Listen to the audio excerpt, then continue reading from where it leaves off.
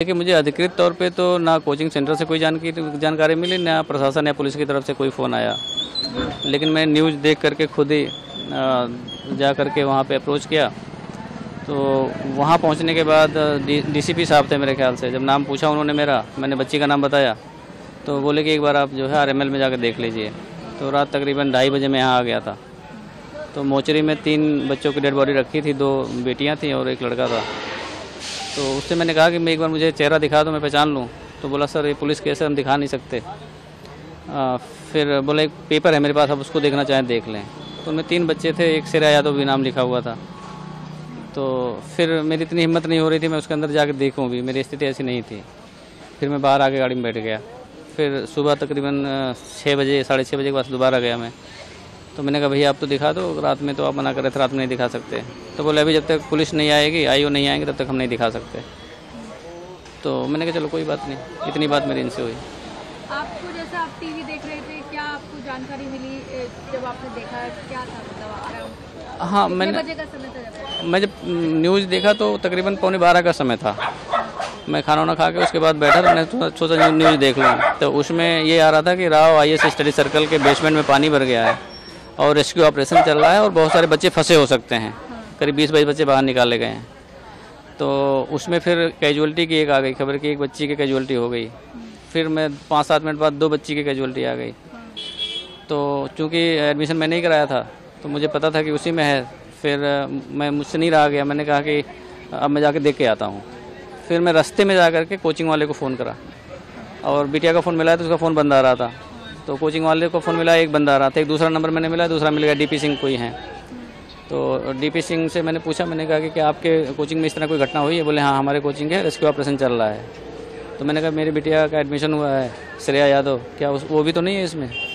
तो बोले सर अभी नाम तो नहीं बता सकता, पर 2 कैजुअल्टी हुई हैं, 3 कैजुअल्टी हुई हैं, 2 बेटी और 1 बेटे की हुई है। तो फिर मैं मतलब बहुत ही मिसमैनेज लग रहा था। तो मुझे लगा कि पहले मैं जाके पीजी में देख लूँ उसके, क्योंकि पीजी मैंने दिलाया था, मैंने रखवाया था।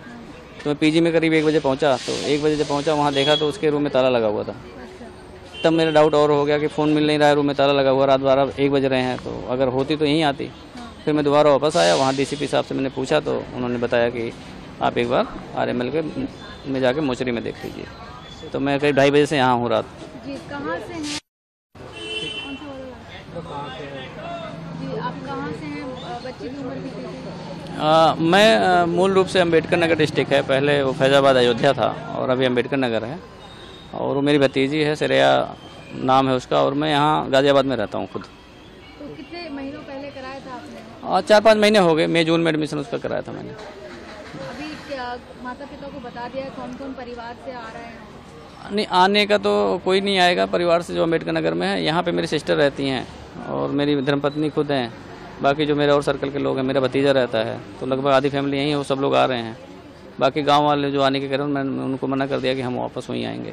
क्या कहेंगे, क्योंकि काफ़ी उम्मीदों से आपने आईएएस बनने के लिए भेजा था और ये खबर सुनने को मिली, तो क्या कहेंगे? देखिए मैम, ऐसा है कि इस तरह की घटनाएं जब होती हैं, मतलब किसी वजह से किसी की जान चली जाए, बिना किसी कारण की जान चली जाए किसी की, मतलब बदइंतजामी से, और एक जान की कीमत तो वो जानता है जो माँ बाप जिस बच्चे को पैदा करते हैं, पालते पोसते हैं, बड़ा करते हैं, तो उसकी पीड़ा तो वही जानते हैं। अब जो सिस्टम की जिम्मेदारी है, वो सिस्टम को अपनी जिम्मेदारी को लेना चाहिए।